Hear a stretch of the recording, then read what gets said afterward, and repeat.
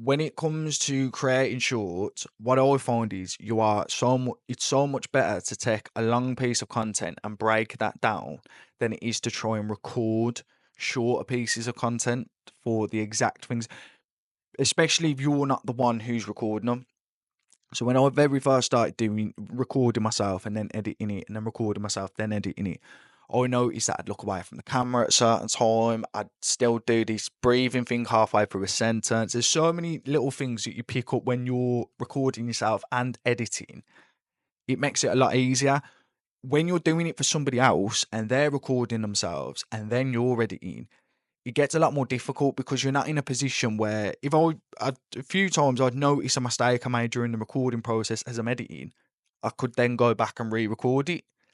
If you're getting this from a client, you're not in that same position. So you have to try and speak to the client and say, this, you've recorded this, but at this point you've looked away from the camera, or at this point you've said this word and it's meant to be this word. Can you re-record it? Do you want to re-record it, or do you want me to just send you the video over as it is? Of course, you don't want to do that because if it's a major mistake, you make the client look a bit stupid then, and that's the last thing you want to do as their editor.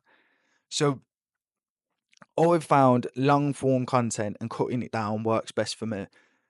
When it comes to other niches or niches, again, however you want to say it, things like ecom, I've had a little bit of a dabble in, but it's not something I'm fully accustomed to making short form videos about.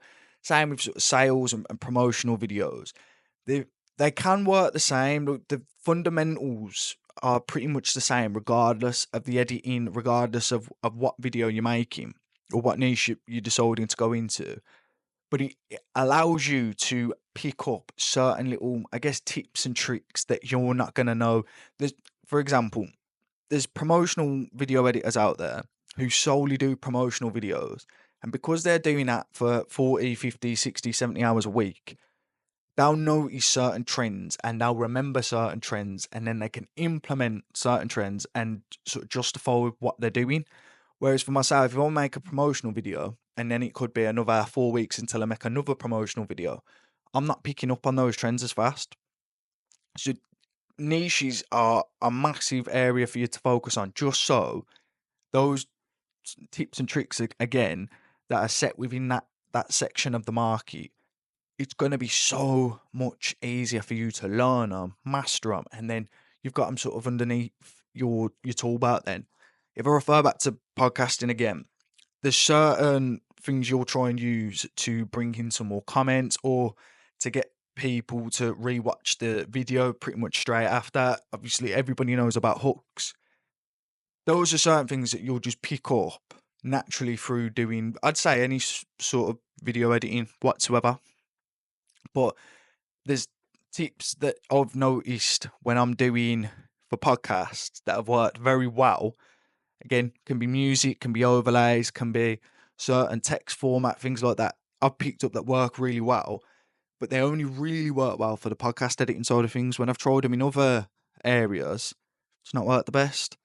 So that's why picking that's a niche. Really, ultimately, it's just a section of the market. Picking that section of the market is going to help you bring better results for the clients you have within that section of the market. I don't necessarily think you just have one, especially in the beginning, because I think it's good to have one in sense of have one to focus on at first, but I don't think let's take it away from video editing for a second, say you're a copywriter. The fundamentals of copywriting are going to be the same regardless of where you go. You are ultimately putting words on a page and putting them in a certain pattern or format to either get sales or to get more readers, subscribers, whatever it is. It's not going to be a complete change if you're selling tacos compared to if you're selling footballs. There's not going to be a massive change, but there will be certain patterns within each of those sections of the market that work better. So I wouldn't get too hung up on it, but it is in the beginning definitely a good area to focus on. So what I did myself is I just dove into one. I think I dove into about 3 or 4 before I doubled down on podcasting because it was the one that I enjoyed the most, I had the most success with, and I felt the most comfortable doing in the sense of that was where I saw the biggest volume of views, biggest volume of results for clients when I did a podcast. And it just ultimately made sense. Look, why would I not? If that's where I've got the, let's say, 100K videos or the most 100K videos, why would I not dive into that massively? Why would I then come away from it and go into other areas? Of course you can, as I say, the fundamentals stay the same, but it does help you. And you've always got to remember, there's no wrong niche or niche. I'm questioning how to say it myself now. I'm gonna have to Google it. I'm gonna have to ask AI. I'll ask AI how to say it, but there isn't. You can't make a wrong choice. It might be a bit more saturated inside the fitness niche than it is in the motor company niche or something like that for video editing. But if you've got your eyes set on being in that market and you'll outwork every other competitor in that market, you can't go wrong. You've just got to remember that you need that direction. You need somewhere to go. So if you want to pick one, I'd literally just Google sub niches within that niche or Google 50 niches, pick three that you like, ask for sub niches. Again, ChatGPT is always going to be the master for things like this. And just stick to it for four weeks. 4 weeks, see if you get any sort of results.